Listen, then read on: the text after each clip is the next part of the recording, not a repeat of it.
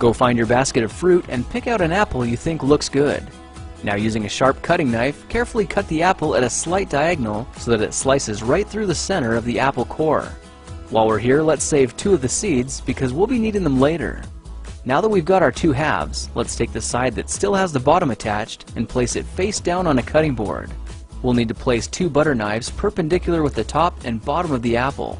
Now we can carefully cut down along one side of the apple core until the knife bottoms out on our makeshift spacers, then use the spacers as a guide to gently cut in from the side.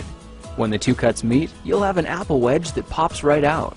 And while we're here, let's cut a piece from the other side the same way. Now our goal with these is to cut out 3 more L-shaped wedges about 1/4 inch thick.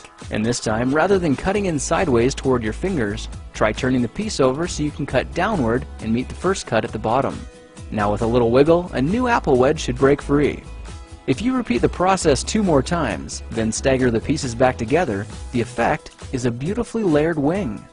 Now just cut the other piece the same way and your swan's body should look like this. To make a place for the head, all we need to do is carefully cut into the front of the body and gently lift the pieces out to reveal a clean and fairly deep groove. At this point, we can go ahead and grab the other half of the apple and place it between the butter knives like before. But this time, we're just going to use them as spacers to cut an even slice off the bottom. You can see that repeating this process 3 or 4 times gives us a nice variety of shapes and sizes. Now look for a piece that resembles a heart that's been slightly flattened on top. All it takes to form the swan head is 3 strategic cuts with a knife. I made 1 angled cut to form the head, a horizontal cut to form the neck, and 1 slanted cut at the bottom for the base. Now you should be able to see how this is coming together. And to clean it up a bit, just use your knife to round off the sharp edges. All that's left now is to place the apple seeds where you think the eyes should go, then use the side of a butter knife to press them firmly into position. When both eyes look good, simply drop the neck into place, and you're done. You've just created a beautiful and decorative apple swan. I spritzed mine with a bit of lemon juice to help prevent it from turning brown, then put it on display to show off for our dinner guests later that night.